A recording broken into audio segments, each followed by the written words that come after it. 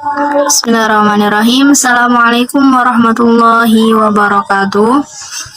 Alhamdulillahirabbil alamin wassalatu wassalamu ala asyrafil anbiya wa mursalin wa ala alihi washabi ajmain amma ba'du.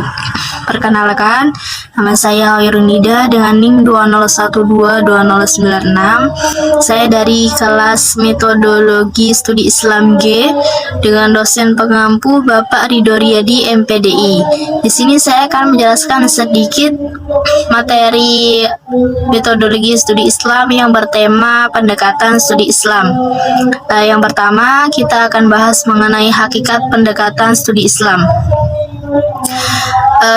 Definisi pendekatan.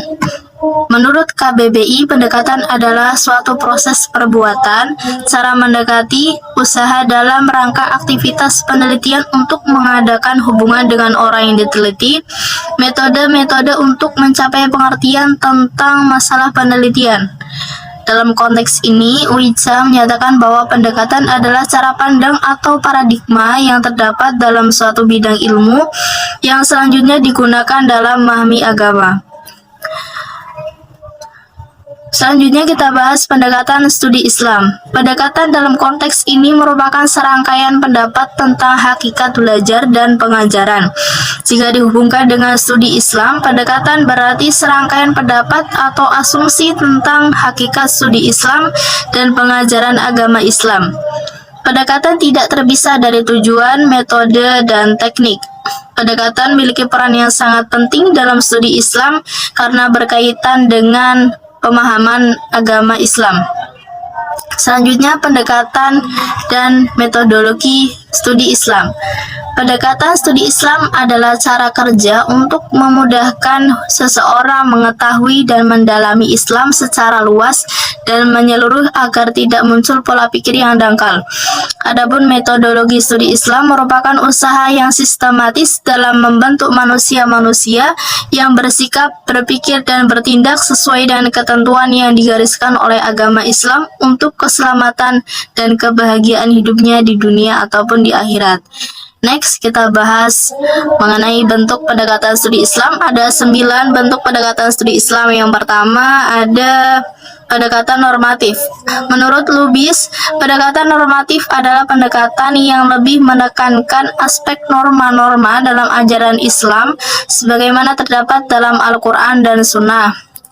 Pendekatan normatif diklasifikasikan menjadi 3, yaitu ada misionaris tradisional, apologetik, dan irenik. Yang kedua ada pendekatan antropologis. Antropologi berasal dari bahasa Yunani anthropos, artinya manusia, dan logos, artinya wacana. Pendekatan antropologis merupakan salah satu upaya memahami agama dengan cara melihat praktik keagamaan yang tumbuh dan berkembang dalam masyarakat. Yang ketiga ada pendekatan sosiologis. Sosiologi berasal dari bahasa Latin socius, artinya teman atau kawan, dan logos artinya pengetahuan. Pendekatan sosiologi adalah salah satu upaya memahami agama dengan cara meningkatkan kemampuan manusia untuk menyesuaikan diri atau beradaptasi dengan lingkungan sosialnya agar pola pikirnya berkembang dan mengalami evolusi yang menyebabkan perubahan sosial masyarakat baru dan terciptanya tingkat integrasi lebih besar.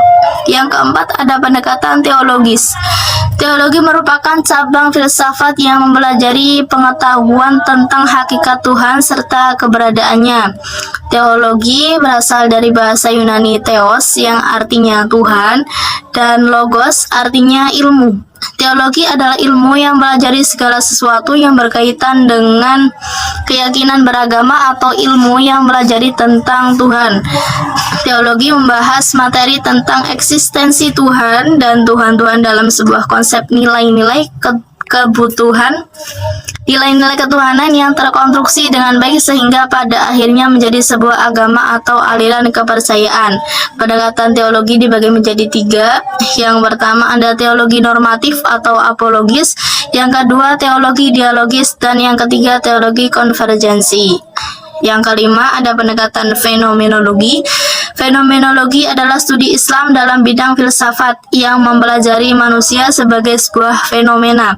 Pendekatan fenomenologi merupakan pendekatan agama dengan cara membandingkan berbagai macam gejala dari bidang yang sama antara berbagai macam agama. Menurut Davamoni 1995. Yang keenam ada pendekatan filosofis. Kata filosofis berasal dari kata filsafat dari bahasa Yunani yaitu philos yang artinya cinta pada kebenaran, ilmu, dan hikmah. Pendekatan filosofis adalah pendekatan yang penilaiannya berdasarkan akal rasional.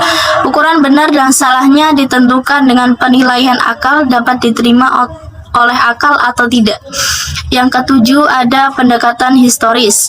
Pendekatan historis merupakan salah satu upaya memahami agama dengan menumbuhkan perenungan untuk memperoleh hikmah dengan cara mempelajari sejarah nilai-nilai Islam yang berisikan kisah dan perumpamaan. Yang kedelapan ada pendekatan politis. Pendekatan politis adalah salah satu upaya memahami agama dengan cara menanamkan nilai-nilai agama pada lembaga sosial agar timbul motivasi atau keinginan untuk meraih kebahagiaan dan kesejahteraan serta perdamaian pada masyarakat. Pendekatan politis dibagi menjadi 5. Yang pertama ada pendekatan politis dekonvensionalisasi. Yang kedua pendekatan politis domestikasi Islam. Yang ketiga pendekatan politik skismatik aliran. Yang keempat ada pendekatan politik trikotomi, dan yang kelima pendekatan politik kultural atau diversifikasi. Dan yang terakhir ada pendekatan psikologi. Psikologi berasal dari bahasa Yunani psiko yang berarti jiwa, logos yang artinya ilmu. Psikologi adalah ilmu yang mempelajari jiwa. Pendekatan psikologi adalah pendekatan yang menilai kajian pada jiwa manusiawi. Sekian yang dapat saya sampaikan mengenai pendekatan studi Islam. Kurang lebihnya mohon maaf. Akhirul kalam. Wassalamualaikum warahmatullahi wabarakatuh.